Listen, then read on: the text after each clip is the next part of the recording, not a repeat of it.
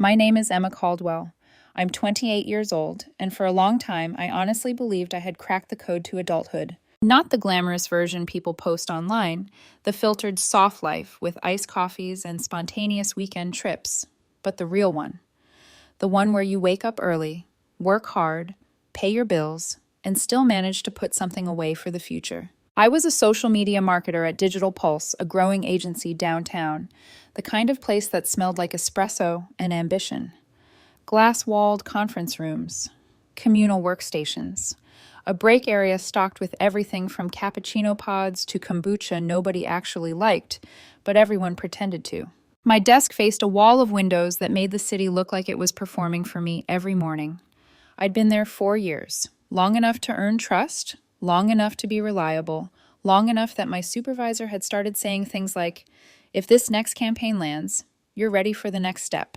A promotion, 15% more income. And I had already assigned that money a job in my head.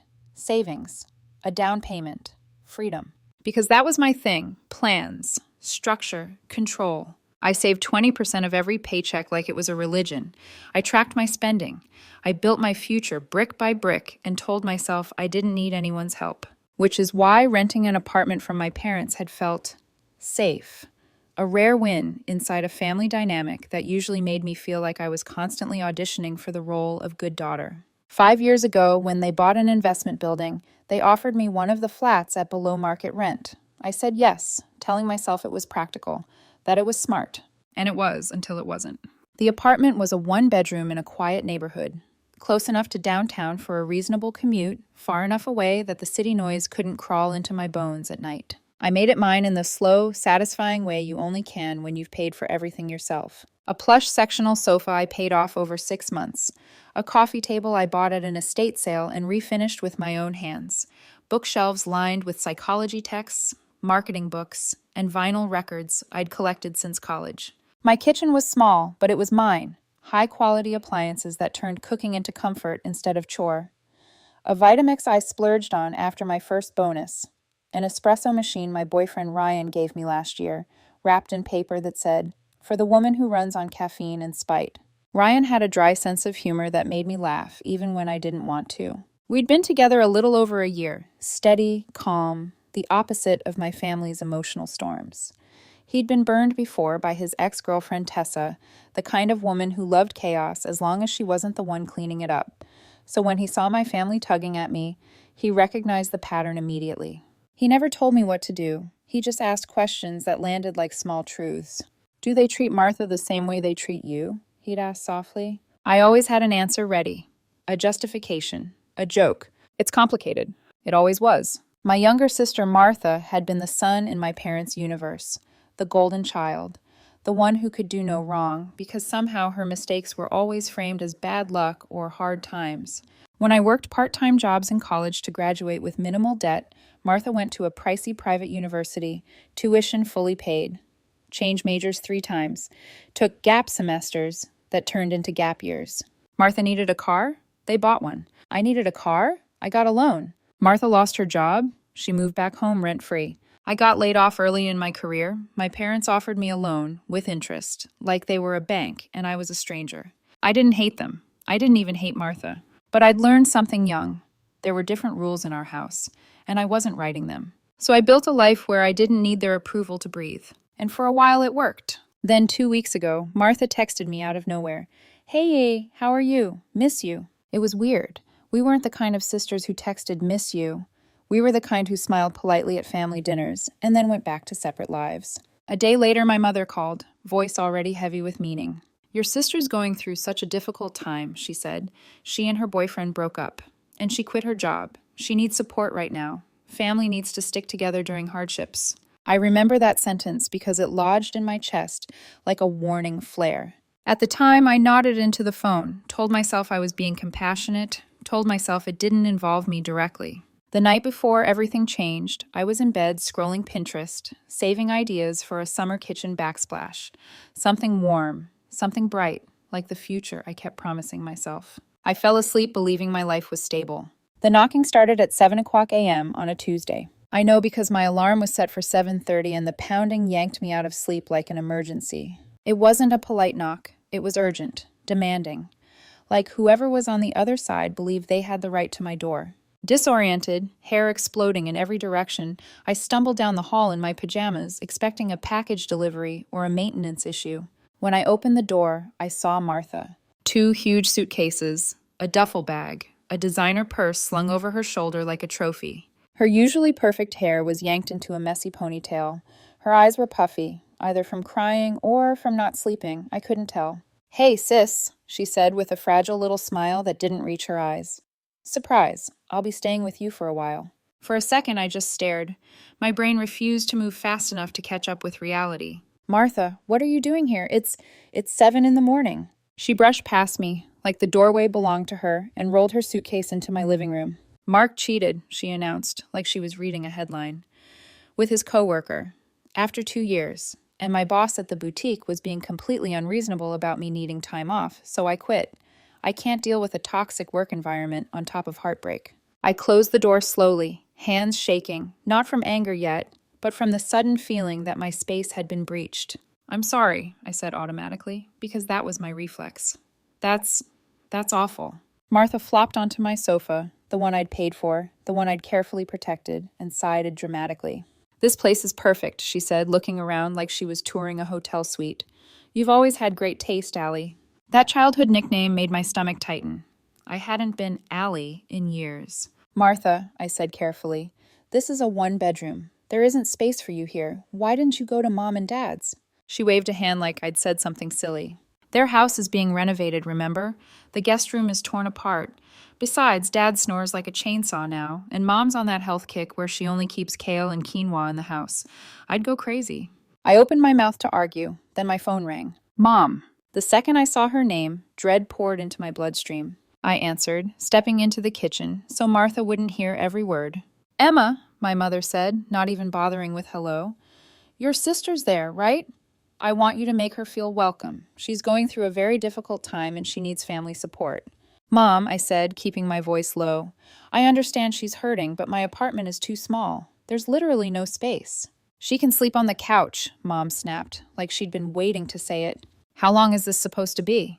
"As long as she needs," she said vaguely. Then, sharper, "Stop being difficult. I raised you better than this. Do I need to get your father involved?" There it was, the old threat. I'd heard it my whole life. If you don't comply, we'll escalate. I swallowed, my throat burning. "Fine," I said, the word tasting like defeat. "She can stay for now, but we need to find a more permanent solution soon." "That's my good girl," Mom said instantly, warmth sliding back into her voice like she'd never threatened me at all. "Love you." The call ended. I stood in my kitchen, staring at my own hands like they belonged to someone else. Out in the living room, Martha was already rearranging my throw pillows, sliding her framed photos onto my bookshelf next to mine, like she was inserting herself into my life one object at a time. A wave of invasion rolled through me. I forced my voice steady as I walked back out. "The couch pulls out into a bed," I said. "We'll need to put it back during the day so I can work. I have meetings on Tuesdays and Thursdays." Martha barely looked up. "Actually," she said, like she'd been considering it for hours, "I was thinking I'd take the bedroom." My heart dropped. "The living room gets so much light in the morning, and you know I'm not a morning person," she continued casually. "And I have all these clothes that need to be hung up." I stared at her, waiting for the punchline. "Martha," I said slowly, "this is my apartment. I'm not giving up my bedroom." She finally looked up, and the expression on her face was a familiar weapon. Hurt mixed with anger, perfectly calibrated for maximum guilt. "Wow," she breathed. "I just lost my boyfriend and my job. I'm at my lowest point, and you can't even make a small sacrifice?" I felt the old programming kick in. Don't be selfish, don't be difficult, don't make a scene. But something else was rising too, something hotter, sharper, more exhausted. Before I could answer, my phone buzzed. A text from Mom. "Be kind to your sister. Remember how many times she was there for you." I stared at the screen. I couldn't remember those times. Not clearly, not honestly. But I knew the message wasn't about memory. It was about obedience. Martha's mouth curved into a small, victorious smile as if she already knew how this ended. And the scariest part? A part of me did too. Because standing there, in my own living room, watching my sister settle into my life like she belonged there, I realized this wasn't just a visit. This was a claim. And if I didn't fight for my space now, I might never get it back. I opened my mouth to respond, and Martha leaned back on my sofa like a queen, waiting for my surrender. By the end of that first morning, my apartment didn't look like mine anymore. It looked like a waiting room for Martha's next decision. Her suitcases sat open like wounds on my living room floor. Clothes spilled out. Silk blouses, jeans with tags still on them, shoes lined up beside my entryway like she'd always lived here. She moved through my space with the confidence of someone who had never once been told no and forced to live with it. And maybe that was the part that made me feel the sickest. Because I wasn't just watching my sister take over. I was watching myself allow it. I tried to salvage control in small, quiet ways. I told her the couch had to be folded back up during the day so I could work. I told her she couldn't leave makeup all over the coffee table because I needed it for my laptop and notes. Each request earned me the same look, half confusion, half contempt, like I was speaking a language she didn't respect. The first week became a slow, relentless erosion. I woke up at 7, like always. Showered, made coffee, opened my laptop by 8:30 a.m., and slid into work mode. Martha slept until noon. That alone wouldn't have bothered me if she hadn't turned my once peaceful living room into a hybrid bedroom, dressing room, makeup studio, and reality TV theater. Every morning, I had to angle my laptop camera just right for video calls, cropping out the blanket draped across the sofa, the cosmetics scattered on my coffee table, the clothes hanging from chairs and doorknobs like flags claiming territory. On Wednesday, I had a crucial video call with clients from our biggest account, the national fitness chain I'd been trusted with. It was the kind of meeting where one wrong impression could make the difference between promotion and we'll revisit this next quarter. I sat with a professional smile pasted on my face while my stomach clenched at the chaos behind the camera. Then, right in the middle of the call, Martha shuffled out of the bathroom in one of my robes, my good robe, hair in a towel, humming.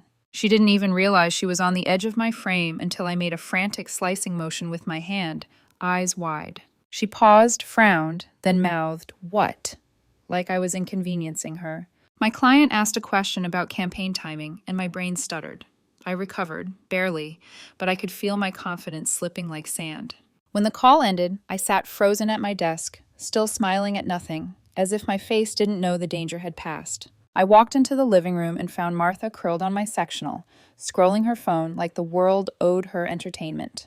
"Martha," I said carefully, "I need you to be more mindful in the mornings. I have work calls." She didn't even look up. "You work from home 2 days a week, right? It's not that serious." My pulse spiked. "It is that serious," I said, my voice tighter than I meant. "This is my job." She sighed dramatically, like I was exhausting her. "God, Allie, sorry, I'll try." It was always "I'll try," and it always meant nothing. The groceries were the next thing. I hadn't even noticed at first, because I was so focused on the mess, the noise, the constant sense of being watched in my own home. But by the end of the week, I opened my refrigerator and felt my stomach drop. My meal prep containers were empty. The fancy coffee beans I treated myself to once a month were nearly gone. Even the dark chocolate I hid behind the frozen peas, my private little ritual, had been found and demolished. I stood there staring at the empty shelf like it was evidence of a crime. "Martha," I called. She appeared in the doorway, chewing something. "Did you eat my meal prep?" She blinked at me innocently. I was hungry. "That was my lunch for the week." She shrugged. "Make more?" It shouldn't have stunned me. Martha had always lived in a world where other people's preparation was her safety net. But hearing it out loud, "make more," made my vision blur with anger. The utilities started climbing too. The water bill jumped because Martha took 40-minute showers twice a day, like she was trying to rinse reality off her skin. My electricity bill spiked because she kept the lights blazing, phone chargers plugged in everywhere, hair tools constantly running. Every part of my apartment, my life, was suddenly more expensive. And none of it was her problem. Whenever I tried to bring up the practical stuff, money, chores, boundaries, she weaponized her hard time. "I'm healing," she'd say, hand to her chest like she was in a movie. "I can't deal with pressure right now." When I suggested she start looking for a job, she acted like I'd slapped her. "Can you stop?" she snapped one day, eyes glossy. "I just got my heart broken."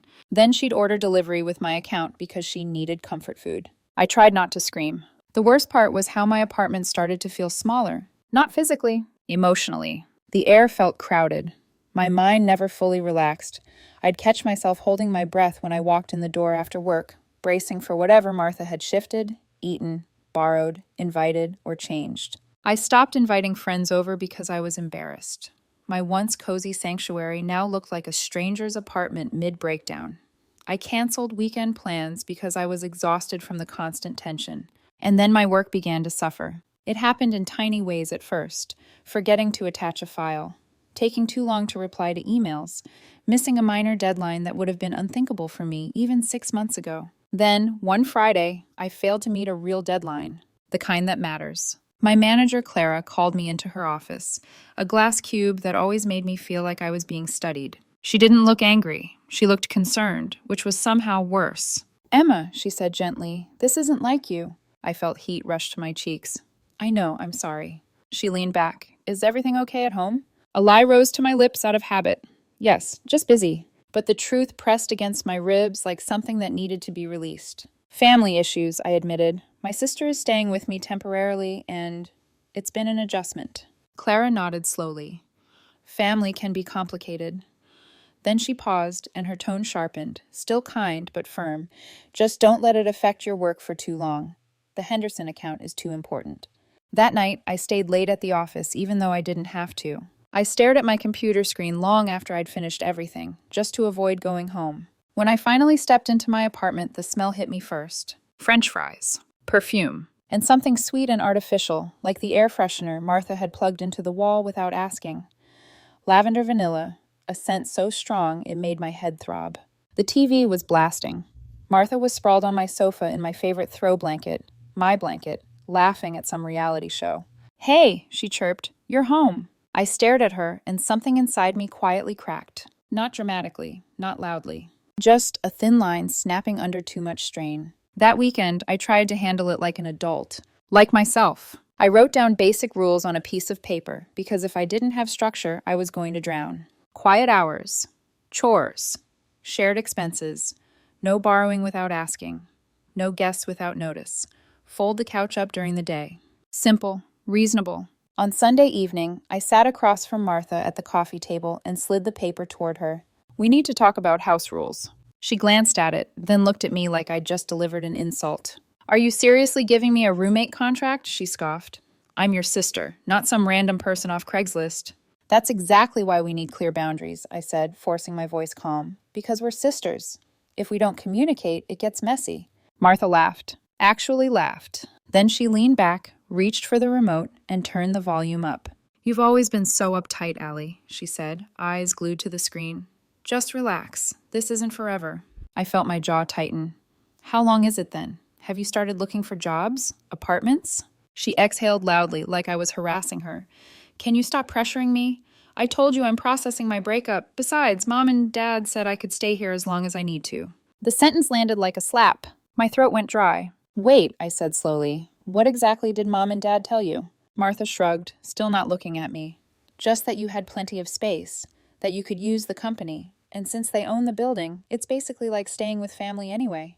My blood started to boil so fast I felt dizzy. I stood up without saying another word and walked out onto my tiny balcony like I was trying to physically remove myself from the moment. I called my parents. My father answered on the fourth ring, voice calm like he'd been expecting it.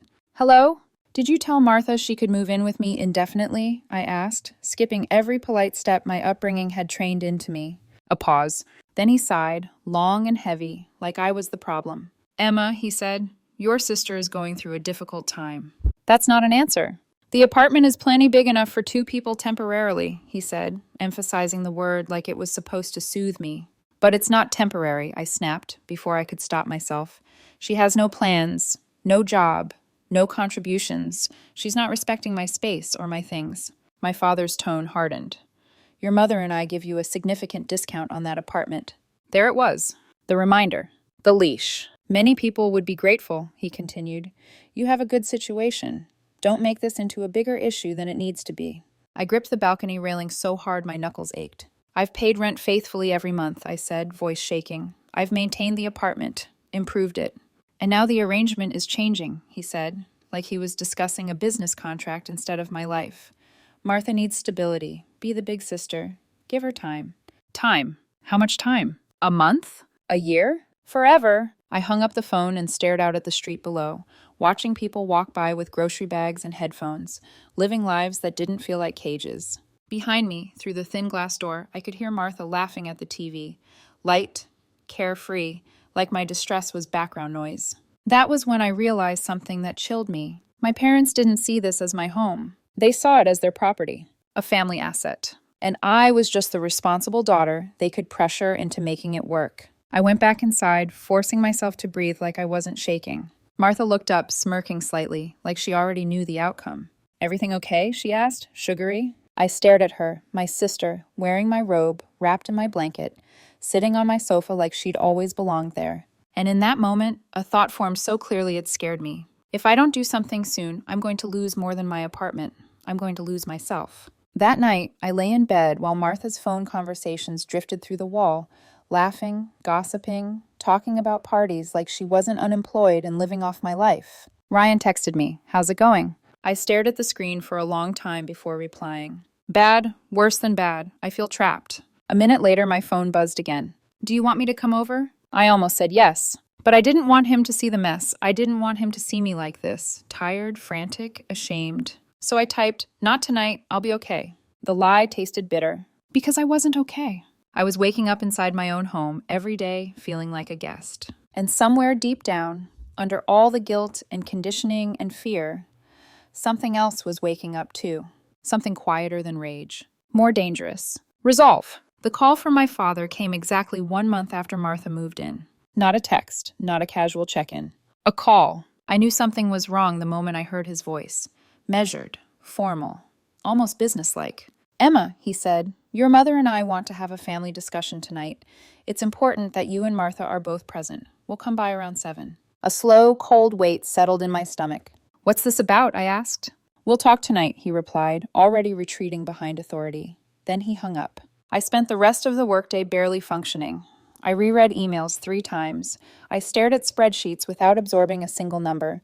Every possible scenario replayed in my head like a broken reel. Maybe they were taking Martha back. Maybe they'd found her an apartment. Maybe, against all odds, they were going to apologize. When I got home, the apartment looked different. Clean. Actually clean. The floor was vacuumed, the coffee table was cleared, the couch cushions were fluffed. Martha sat at the counter scrolling her phone, unusually quiet. My suspicion spiked instantly. "You cleaned today," I said carefully. She shrugged without looking up. Felt like it. "Do you know what this meeting is about?" I asked. She paused for half a second too long. "Not really. Dad just said they wanted to talk to both of us." Liar. At precisely 7 p.m., my parents arrived. Mom carried a casserole dish like an offering, smiling too brightly.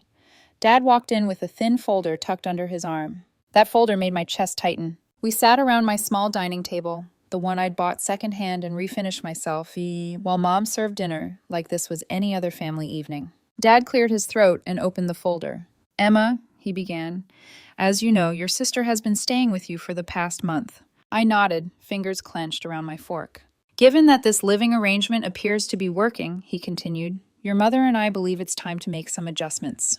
My pulse roared in my ears. "What kind of adjustments?" I asked. He slid a piece of paper across the table toward me. "We're increasing your rent," he said calmly, "starting next month." I stared at the document. The number didn't register at first. Then it did. "Double?" I said hoarsely. "You're doubling my rent?" "Well," my mother chimed in gently, "there are 2 people living there now. Twice the utilities, twice the wear and tear."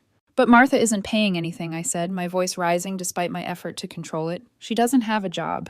"And that's exactly why this is necessary," my father replied patiently, like he was explaining something obvious to a child. "Someone needs to cover the additional expenses while she gets back on her feet." I turned to Martha. She was staring down at her plate, lips pressed together, but not in shock. In restraint, like she already knew the ending. "You knew," I said softly. Her eyes flicked up, just briefly. A faint smile ghosted her mouth before she wiped it away. "Let me get this straight," I said, my hands trembling now. "You moved her in without asking me. She takes over my space, my food, my time, and now you want me to pay double rent to support her?" My mother's voice sharpened. "Emma, family helps each other. Why is the help always one direction?" I demanded. "Why am I always the one expected to sacrifice?" "That's unfair," my father said sternly. "Your sister has had some bad luck." "Bad luck," I repeated, something snapping inside me. "Or bad choices?" Silence. Martha's eyes filled with tears on command. I can't believe you'd say something so cruel, my mother scolded. After everything we've done for you. That apartment alone, below market rent for years. I paid rent every month, I said. I improved that apartment, maintained it. This was a business arrangement, not a favor. And now the terms are changing, my father said firmly. The new rent begins on the 1st of next month. You have 2 weeks to adjust. I looked down at the paper again. The amount would eat up nearly 70% of my take-home pay. My savings plan, gone. My independence, gone. I can't afford this, I said plainly. Then find a better paying job, my father replied, or take on side work. People your age do it all the time. Something inside me went very still. Or, I said quietly, I could move out. They laughed. All 3 of them. My mother actually chuckled. Move out where? Do you have any idea what rent is like right now? My father added. You won't find anything close to this, even with the increase. Martha smirked. Your whole life is here. You won't really leave. Their laughter felt like a slap. Not just disbelief, but certainty. They were certain I was trapped. I'll start looking tomorrow, I said calmly. My father waved a hand. Don't be dramatic. Just sign the agreement and let's enjoy dinner. He slid a pen toward me. I picked it up, held it, then placed it back on the table, unsigned. I'll let you know my decision by the end of the week. The rest of the dinner was excruciating. Mom talked about Martha finding herself. Dad discussed renovations that suddenly sounded suspiciously vague. Martha turned on the TV afterward and reclaimed her throne on my sofa like nothing had happened. They're right, she said lightly. You won't really move out. I watched her, wrapped in my blanket, using my Netflix, eating my food, and something hardened. This wasn't about money. It was about control. And for the first time in my life, I wasn't going to play my assigned role. That night, I barely slept. By morning, I knew exactly what I had to do. I called in sick to work the next morning. It was the first time I'd done that in over a year, and even as I sent the message, guilt flared. Automatic, ingrained. But I ignored it. For once, I needed a day that belonged to me. Martha left around 10, announcing she was networking at her favorite coffee shop. I waited until the door clicked shut before sitting at my dining table with my laptop and a notebook. I didn't cry. I didn't panic. I planned. First, the numbers. I pulled up my banking app and looked at the savings I'd built over 3 years. Slow, disciplined, intentional. It wasn't enough for a down payment yet, but it was more than enough for first month's rent, a deposit, and moving costs. Next, I calculated what I could realistically afford. 30% of my income. No fantasies, no stretching. The result was sobering. Anything comparable to my current apartment was off the table. And weirdly, that was okay. I emailed 3 rental agents explaining my situation honestly. Tight budget, urgent timeline, flexible expectations. 2 replied with polite skepticism. The third, Olivia, called me within an hour. It's not impossible, she said, but you'll need to compromise. I already am, I replied. While waiting for listings, I pulled my lease from the filing cabinet. I read it slowly, carefully, and then my breath caught. There was no minimum lease term. After the first year, which had ended long ago, I was on a month-to-month agreement with 30 days' notice. Even better? No mention of furniture. Nothing. Everything in that apartment, the sofa, the bed, the appliances, even the shower curtain, was legally mine. I texted my best friend, Sophie, whose brother was a real estate attorney. She called me 20 minutes later. Derek says you're clear, she confirmed. If you bought it, it's yours. Period. For the first time in weeks, I smiled. By that evening, Olivia sent 5 listings. None were perfect. One was tiny. One was far from downtown. One barely had closet space. But the 5th, 500 square feet, newly renovated, 15 minutes farther from work, but on a direct bus line. The landlord was willing to move fast. I signed the lease the next day. As I walked out of the building, fear and excitement tangled in my chest. I had just upended my life in 48 hours. Back at the apartment, my parents' apartment, I started packing quietly. Essentials first, documents, electronics, clothes. I categorized everything. Take, sell, donate. Moving companies quoted insane prices on short notice. So I did what I'd always done. I asked for help. Sophie rallied a crew. Ryan showed up without hesitation. 2 pickup trucks, 1 SUV, a contractor friend with tools. Then came timing. A glance at my parents' social media confirmed what I suspected. A family reunion at my aunt's house, 3 hours away. Martha had RSVP'd instantly. They'd be gone from Friday night to Sunday afternoon. I booked the move for Saturday. The night before they left, my father texted, "We need to resolve the apartment situation before the weekend." I didn't respond. Friday evening, I watched Martha pack her overnight bag, completely oblivious. "You sure you won't come?" she asked. "Mom says Aunt Margaret really wants to see you." "I have work," I said truthfully, just not the kind she imagined. When her rideshare pulled away, I stood in the middle of the apartment and looked around. By this time tomorrow, nothing would be the same. Saturday morning dawned clear and bright, like the universe was conspiring in my favor. By 8 o'clock a.m., the doorbell rang. Sophie arrived first, with coffee and bagels. Ryan followed, then everyone else. The move was surgical. Beds disassembled, furniture loaded, boxes stacked, no wasted motion, no drama. By noon, my bedroom was empty. By 3, the apartment echoed. I left the keys on the counter with an envelope, final rent, notice, and a short, factual letter. No accusations, no emotion, just facts. When I locked the door behind me, my hands shook, but not from regret, from relief. The reaction came fast. Texts, calls, voicemails. "Where's the furniture? What have you done? This is unacceptable." I waited. Then I called my father. "I moved out," I said calmly, "with proper notice, and I took my belongings." "That furniture belongs in that apartment," he snapped. "I bought it," I replied. "I have receipts." Silence.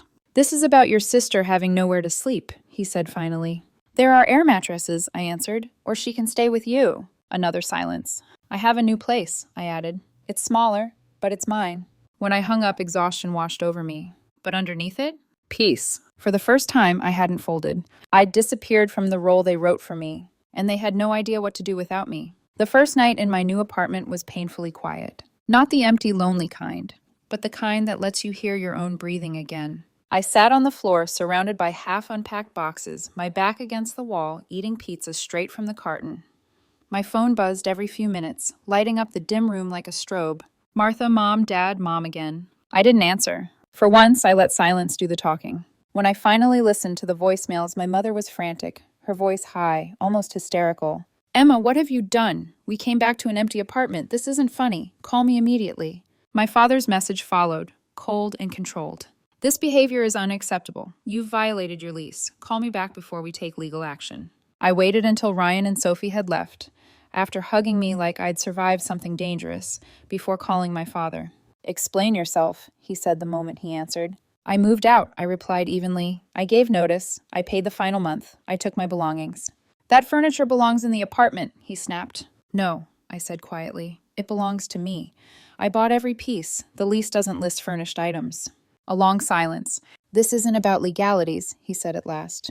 "Your sister has nowhere to sleep." "There are air mattresses," I replied, "or she can stay with you." Another silence, longer this time. "Where are you?" he asked. "I'm not giving you the address," I said, "but I'm safe, and I'm fine." "This isn't over," he warned. "Your mother is beside herself. Martha is crying." What I wanted, I said, steady despite the tremor in my chest, was respect. What I wanted was for my boundaries to matter. I hung up before he could respond. The next few weeks were strange. My new apartment was small. Every decision mattered. My king-size bed barely fit. My sectional had to be rearranged like a puzzle. My dining table doubled as my desk. But the peace? Priceless. I slept better. I worked better. I breathed deeper. Every choice, from when I did laundry to what temperature I set the thermostat, was mine. And slowly the ripples reached my family. Without me cushioning her fall, Martha had to adjust. She bought an air mattress. Hated it. Got a part-time job to afford a bed. Started paying rent. Actual rent. My father's tone changed too. Less commanding, more cautious. 2 weeks after I moved, he asked quietly, "Are you managing okay with the budget?" "Yes," I said honestly. "It's tighter, but it's working." A pause. "We've been talking about Martha," he admitted, "about some patterns we may have encouraged." It wasn't an apology, but it was something. My mother took longer. Her calls stayed short, polite, brittle. She still framed my decision as abandonment rather than necessity. And then, unexpectedly, Martha texted, "Want to get coffee?" We met at a neutral cafe halfway between our homes. She looked different, less polished, more real. "I didn't think you'd really leave," she admitted, stirring her drink. "None of us did." "I know," I said. She smiled faintly. It was kind of badass. I laughed despite myself. "I had to grow up," she continued quietly. "When you left, nobody fixed things for me anymore." We talked for 2 hours. Real conversation. No scripts. "I'm sorry," she said finally, "for being me." "We all had unhealthy roles," I replied. "I'm just done playing mine." 6 months later, we had Thanksgiving at my parents' house. It wasn't perfect, it was tentative, but it was real. Martha brought a dessert she'd made herself. I brought wine I could afford. No one asked me to sacrifice anything. And for the first time, that felt like progress. A year after moving out, I sat in my small apartment, same furniture, different life. What I learned wasn't about rent or furniture. It was about the difference between love and obligation, between support and control, between staying to keep the peace and leaving to keep yourself. If your kindness has ever been mistaken for weakness, if your boundaries have been treated like inconveniences, remember this: you are allowed to walk away. And sometimes that's how everything finally changes.